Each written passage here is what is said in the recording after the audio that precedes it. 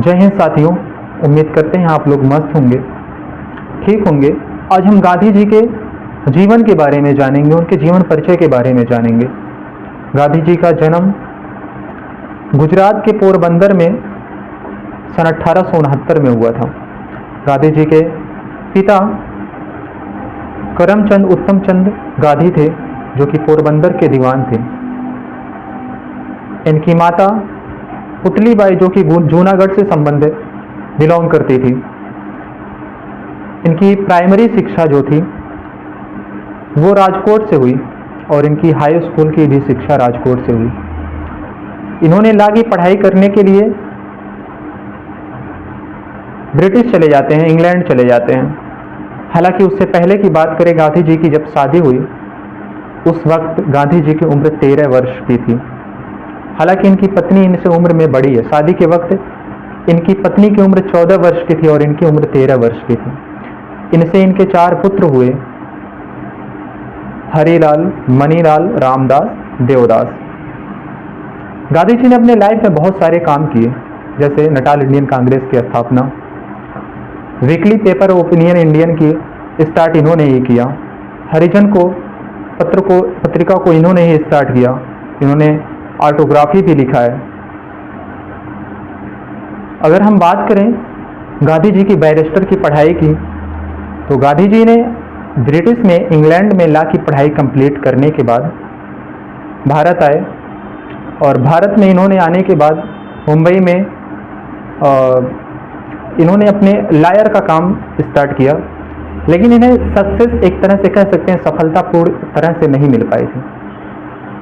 अचानक इन्हें एक दिन एक ऑफर मिलता है एक केस लड़ने के लिए, लेकिन वो साउथ अफ्रीका का केस था, दक्षिण अफ्रीका का, और जिसका केस था उस व्यक्ति का नाम दादा अब्दुल्ला था। दादा अब्दुल्ला गुजरात के एक मर्चेंट थे, इनका केस लड़ना था। गांधी जी ने उस केस को लिया और लड़ा भी। गांधी जी ने केस को लड़ने के लिए साउथ अफ्रीका चले और एक बार गांधी जी डरबन से प्रिटोरियो के लिए साउथ अफ्रीका में जा रहे थे। वो ट्रेन के फर्स्ट क्लास में बैठे हुए थे। वहाँ पे इंडियंस को फर्स्ट क्लास में बैठने का अलाउ नहीं था। अंग्रेजी ऑफिसर्स जो थे इंडियन को भारतीय कुत्ते बोलते थे। वो ये कहते थे कि भारतीय कुत्तों को फर्स्ट क्लास में बैठने का ऑर्डर नहीं है। तो फर्स्ट क्लास में बैठ के वो अपनी यात्रा कर रहे थे, तो अंग्रेजी अफसरों ने इन्हें वहाँ से हटने के लिए बोला, लेकिन गांधी जी नहीं हटे। और आगे क्या होता है, पीटरमारिट्सबर्ग स्टेशन पे गांधी जी के सामान को उठाकर फेंक दिया जाता है बाहर और गांधी जी को भी धक्का मार के बाहर फेंक दिया जाता है, ढकेल दिया जाता है, बाहर निकाल दिया जाता है। इसके लिए गांधी जी ने इन अफसरों पर केस किया। आगे क्या होता है, पूरा रेलवे डिपार्टमेंट गांधी जी से माफी मांगता है। यहाँ तक तो बात ही अलग है, ब्रिटिश गवर्नमेंट भी गांधी जी से इसके लिए माफी मांगती है।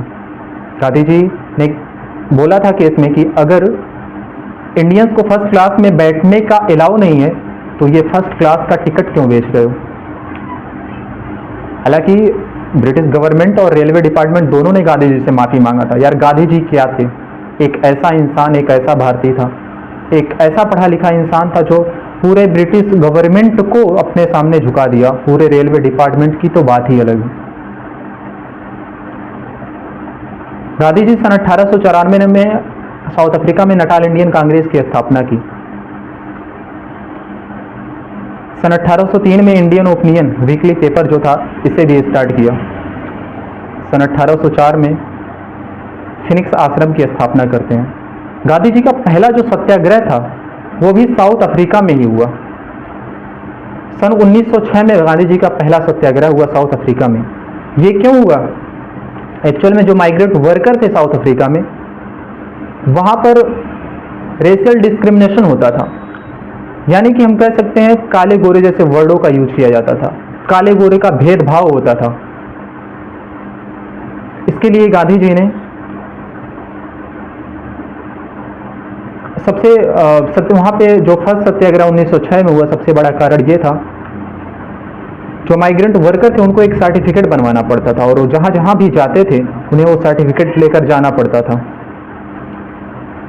और अगर वो सर्टिफिकेट लेकर नहीं जाते तो उनके ऊपर अत्याचार होता था। तो इसके लिए गांधी जी ने 1906 में सत्याग्रह किया। सत्याग्रह का मतलब सत्य के राह पर चलना, और इसके लिए गांधी जी को 2 वर्ष की जेल भी हुई वहाँ पे। जब वो 2 वर्ष की सजा काट कर बाहर आते हैं 1908 में, तो फिर आगे उन्होंने 1910 में टॉलस्टॉय फार्म की भी स्थापना करते हैं।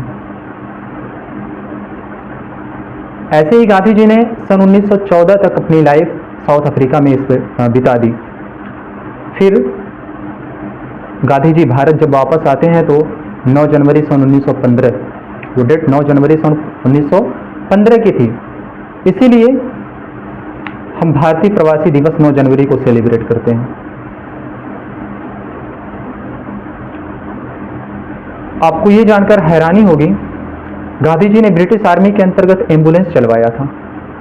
सोचिए जरा, गांधी जी ने ब्रिटिश आर्मी के अंतर्गत एम्बुलेंस चलवाया था।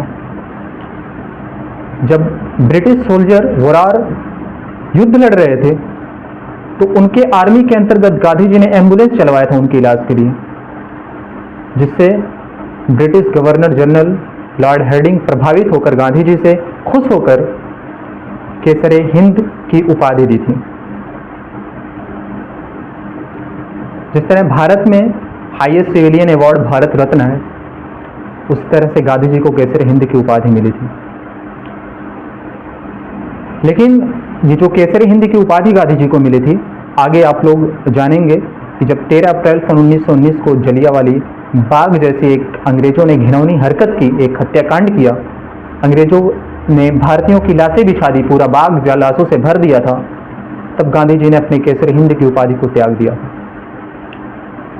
मैं इस वीडियो को यहीं पे रोकता हूँ। उम्मीद करता हूँ आपको समझ में आया होगा, और आगे की जो स्टोरीज हैं, आगे क्या क्या हुआ, किस तरह भारत में सत्याग्रह और आंदोलन गांधी जी ने किया और उसमें विजयी प्राप्त की, और गांधी जी ने देश को आज़ाद करने में अपना बहुत बड़ा योगदान दिया, उसके बारे में आगे हम डिटेल से जानते हैं, नेक्स्ट वीडियो में जानेंगे। ऐसे ही नहीं गांधी जी को राष्ट्रपिता बोला जाता है। तब तक के लिए जय हिंद। फिर हम अगले वीडियो में मिलते हैं।